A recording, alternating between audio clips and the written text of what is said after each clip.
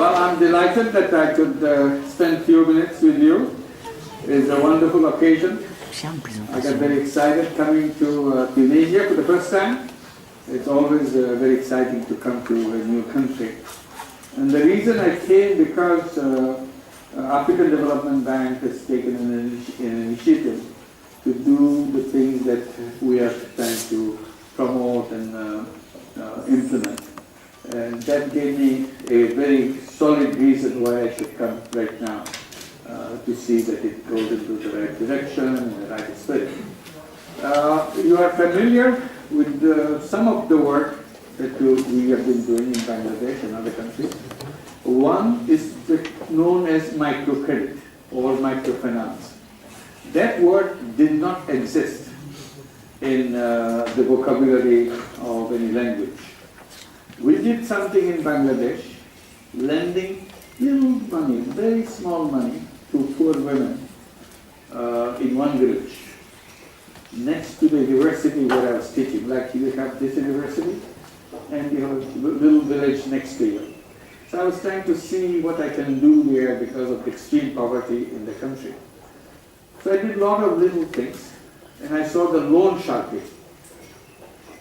People lending money to poor people and literally taking control of their life, destroy their life because of this tiny loans. And it was so ugly when you see it very close, and you feel very helpless. You can't do a thing about it. And suddenly it came to my mind, I was a teacher at the university at that time, it came to my mind, I cannot solve the whole world's problem, but I definitely can solve the problem of this village and few people in this village. How do I do it? The idea that came, why don't I lend the money rather than let them go to the loan shark? If I lend the money, they won't have to go to the loan shark. So I started giving loan out of my own pocket. And that was the beginning. The first loan that I gave was a total of $27, given to 42 people. Imagine how small the loan is. And it created such a sensation in the village. So I said, if you can make so many people so happy, why shouldn't you do more of it? So I wanted to do more of it. Then I started doing that. And in the process, I had a big fight with the banks, because I was asking the bank to lend money to the poor people. They said, no, bank cannot lend money to the poor people because poor people are not creditworthy. So I challenged them. They didn't pay any attention whatsoever. Ultimately, I offered myself as a guarantor. I said, I'll sign all your papers and you give the money. If they don't pay back, as you say, they will not pay back. If they don't pay back, I'll pay the money myself. So finally, the bank accepted that. And in the meantime, I have criticized the banks in every nasty language that I could figure out. But it didn't bother them. I said, you have a very funny institution. It's an institution built to lend money to the poor, lend money to people. But you use the institution to lend money to the people who already have lots of money. And you don't give money to people who don't have money. The logic would be, you lend money to people who don't have money. But it doesn't make sense. You did it the other way. So I started doing it myself, and it worked. And I began in 1976. And then banks were becoming reluctant because I was becoming bigger and bigger. They thought they are taking too much risk. They wanted to slow down, stop. I said, I'll create a new bank. So in 1983, I created a new bank for the poor people, and called it Grameen Bank, or Village Bank. And then it is spread all over the country. Now Grameen Bank has 8.5 million borrowers. 97% of them are women. And they own the bank. We lend out over $1.5 billion every year. So it became a big bank, nationwide bank. And in the meantime, the idea has spread in other countries. and it became known, what is now known as microcredit. It went all over the world. And we were challenged in the United States that it cannot be done. It's a rich country, so you don't need that kind of thing. I said, you are wrong. It can be done anyway. So since we are given the challenge to show it can be done, I started a Grameen program in New York City in 2008. Now there are 6 branches in New York City. There are 12,000 borrowers in the city, in New York. All women, 100% of them women. Average loan in New York City is $1,500.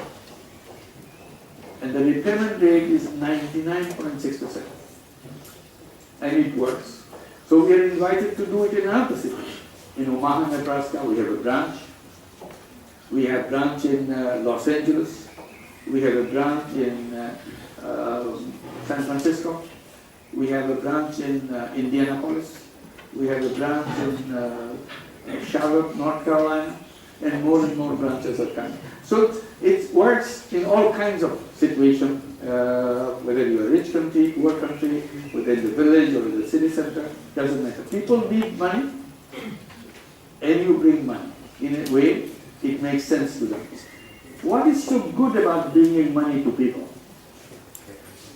It's good because whatever you want to do, you need money.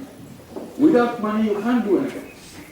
But nobody gives you the first dollar so that you can catch the next dollar. You need a dollar to catch a dollar. So nobody gives you the first dollar. So you remain poor.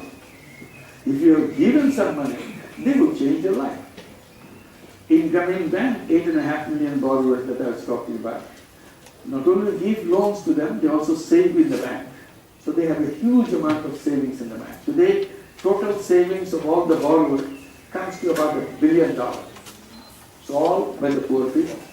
But they have lots of money in the bank, collectively. So that gives them a lot of confidence. Then, these are all illiterate women in Bangladesh. Cannot read, cannot write. So we wanted to make sure their children do not repeat the same fate as their parents. So we make sure that children go to school. So these 8.5 million families send all their children to school. We make 100% children going to school. Then they come to a higher level of education.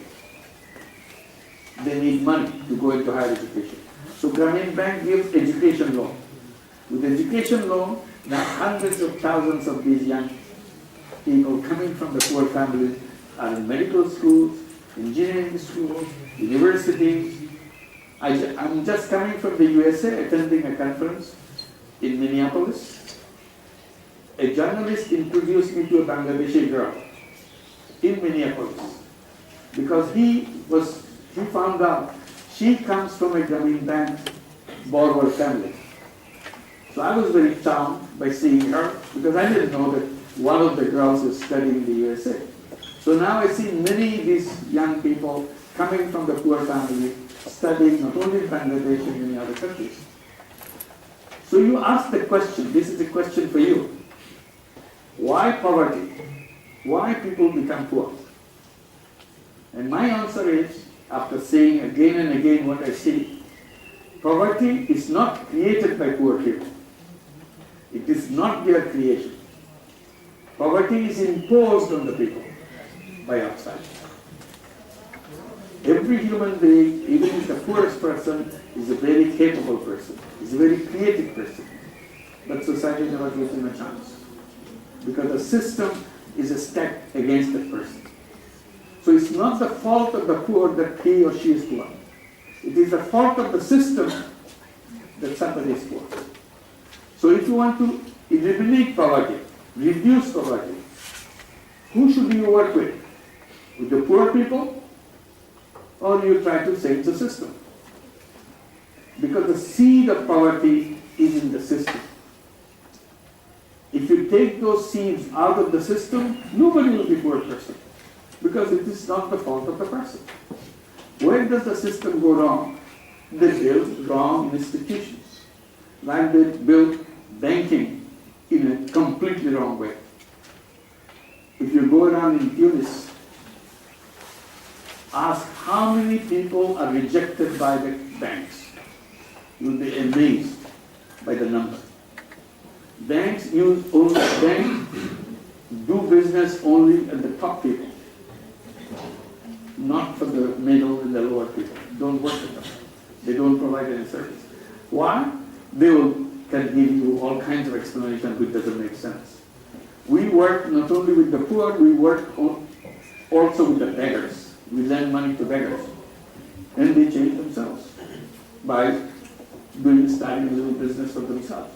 So this is how the institutions go wrong. And the concepts are wrong, like the business concept. Always we are told in a business, this is a business school, you'll be learning that the prime objective of business is the profit maximization. And as a result, the whole world becomes profit oriented, because that's the only thing we know. And I keep saying that human beings are not money-making robots, the way theory has made us into. So we think in terms of profit, in terms of maximization of profit, not in terms of, as a human being, what our role is. So I'm saying human beings are multidimensional beings. It's not just single-dimensional the way it is. As a result of this, the framework that we have, the theoretical framework we have, we became a money-centric world. All we do is just go for money. I said we can create business of different kinds. And we have created many of those businesses without realizing that. How I did it? Because I see a lot of problems around Bangladesh, among the poor families particularly. Every time I look at a problem, I try to solve that problem, but solve it in a business way. I create a business to solve it. So I created many, many businesses. It became a habit with me. I see a problem, I create a business to solve it. So I created many of those problem-solving businesses. Now we have lots of them, and I see it can be done by anybody, anywhere, and we can solve problems. And I said, why can't we include it in our theoretical framework? There will be two kinds of business. One, business to make money, another business to solve problems. In profit maximization, we are told profit maximization is the only way of doing business. I said, why not impact maximization as another direction of business? All we do, make impact in people's lives. So you pick a problem and design a business to solve the problem. To give an example, we have a lot of malnutrition in Bangladesh among the children. So we wanted to address that issue by creating a business. Luckily, we have a joint venture, a collaboration between us in Bangladesh and Danone in France. So we have a new company, joint venture company. And we create it as a business to solve problems, and they call it social business.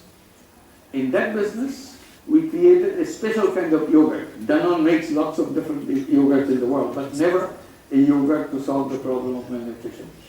So we created that yogurt, put all the micronutrients which are missing in the children into the yogurt, vitamin, iron, zinc, iodine, and all that stuff into the yogurt. And if you put so many micronutrients, medicines, into a little cup of yogurt, can you imagine what kind of taste it will be? It will make ugly tasting yogurt. Nobody would like to eat it. But Danone has the technology how to hide the ugly taste and make it a delicious tasting yogurt. And it made absolutely delicious. Children love it and made it very cheap. It still covered the cost. And now we sell it. And now children eat it, they change their health situation. And this is a company, a social business. What kind of problem we address? Malnutrition. We created a business where you sell things, you cover your cost, and company continues to function without raising money to do it in a charity way. But owners like Danone, like Ramin, they don't take any profit out of it because this is dedicated to solving problems. And we feel happy about it. We are told profit is the incentive which moves the whole world. That's how the business is so important. Because there's an incentive and people go for that incentive and creates the whole business world. I said I accept that profit is an incentive. But I don't accept that profit is the only incentive in the world. I said making money is a happiness. The more money you make, the more happy you get. But you do not realize that making other people happy is a super happiness. You never tasted it because your textbook doesn't have that. So that idea remains unknown. I said what we do in our textbooks, in our classroom, we are really finding a new pair of glasses in our eyes. Profit maximizing glasses. We see the world in the profit maximizing way. So we go for profit maximization because that's the only thing we see. I said, if we could take off these glasses and put on the social business glasses, suddenly the world will look very different. So that's the new glasses we get. And then the last point I want to make about the young people like you. Young people today is the most powerful generation in the whole human history. And that's you. You are not just young people just like any other generation, like my generation or your parents' generations or anybody else's generation. You are a completely new generation. Why? Are you smarter than your previous generation? No, it's not the question of being smarter now. You have the technology in your life. That technology never existed in the world. Imagine what was the world like 20 years back. It was a completely different world 20 years back. The world has changed so much in the last 20 years. If you go back 20 years, you laugh at that. What? You didn't have television? We started out without television. We didn't have any television in our life. In the middle of life, we had the television. That's it. So television came the other day. Imagine when the internet came, when the computers came. We went to the computers in the universities. There's a computer center. We have to make an appointment to get 5 minutes time on the computer. And that computer doesn't have the capacity today you have your iPhone. And you have to warn, we had aprons to go into the computer center. So what today is in your pocket, everything. What didn't have mobile phones. Today everybody has a mobile phone. Imagine what the world will be 20 years from now. It will be like a science fiction. Whatever you in science fiction, like Star Trek and everything that you see, it will be 20 years from now. That's the speed in which world is changing. But if you have that kind of speed going and that kind of power you have, the question that I raise with you, what use you are going to make this power for? First, you have to become aware of your power.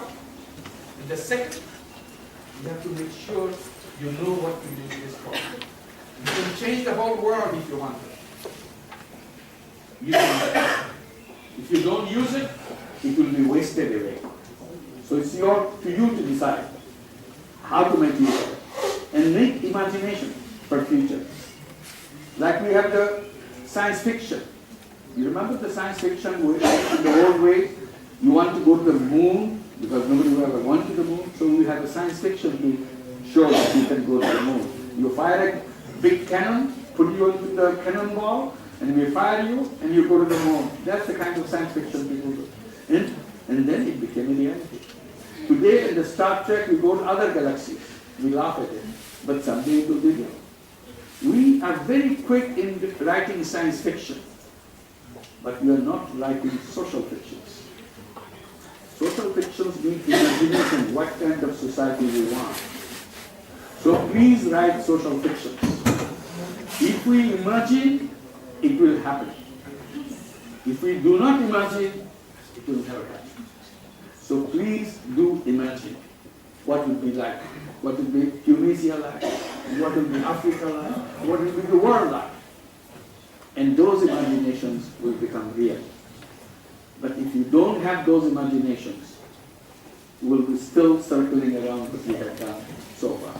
So that is the challenge to all of us, to imagine to see what is the right thing to do. If I have to imagine, I do imagine that our world will be a world where nobody will be a poor person. And it will be possible. And I think about a world where nobody will be an unemployed person. There is no reason for anybody unemployed. I imagine a world where nobody will be on welfare, on the state support. Why should anybody be on the state support? We have enough capacity to take care of ourselves. And go on, list those things. And then make it happen. That's the challenge, people. Thank you very much.